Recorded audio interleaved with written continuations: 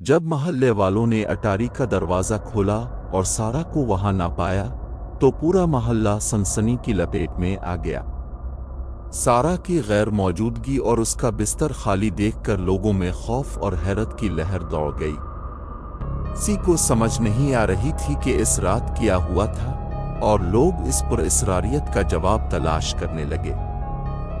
घर का पुराना माहौल, अटारी की अंधेरी फिजा और आईने की खाली खामोशी सबको और भी खौफनाक बना रही थी।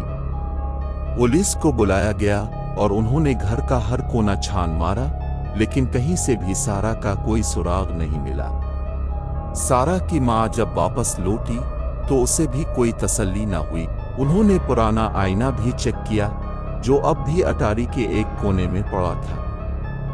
आईना पहले से ज्यादा धुंधला और खौफनाक लग रहा था।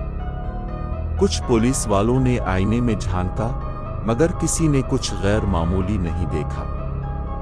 कुछ दिनों बाद सारा की दोस्त मरियम ने फैसला किया कि वो अटारी का राज जानना चाहती है। मरियम हमेशा से ही बहादुर थी और वो नहीं मान सकती थी कि सारा यूं अचानक गायब हो गई। उसने सारा के घर जाने का फैसला किया और अकेली अटारी की तरफ बढ़ी।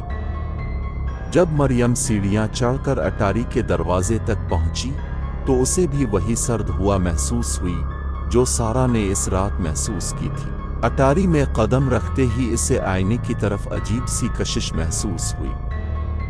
आईना अब पहले से ज्यादा अजीब लग रहा था और उसकी सतह पर एक बारीक सा साया नजर आने लगा।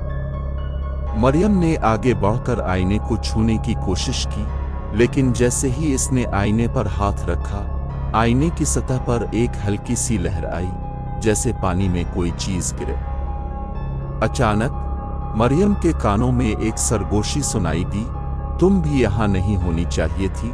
ये आवाज इतनी करीब और सर्द थी कि मरियम के रोंगटे खड़े हो गए। उसने घबरा कर पलटने की कोशिश की, लेकिन अटारी का दरवाजा जोर से बंद हो गया। मरियम का दिल धड़कने लगा और उसकी टांगें लरजने लगीं। अचानक आईने की सतह से वही सिया साया नमूदार हुआ जो सारा ने देखा था। साया आहिस्ता आहिस्ता आईने से बाहर निकल रहा था और उसकी आंखों में एक बदनुमा चमक थी।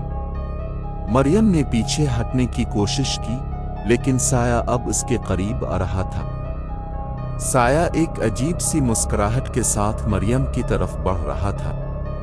मरियम ने चीख मारी, लेकिन उसकी आवाज जैसे हवा में गुम हो गई।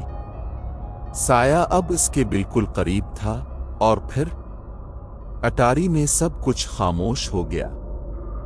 अगली सुबह मोहल्ले वालों ने अटारी का दरवाजा खोला, मगर वहां कोई नहीं था। बस आईना जो अब पहले से ज्यादा धुंधला हो चुका था और उसकी सतह पर मरियम की मध्यम सी शबीह कैद नजर आ रही थी।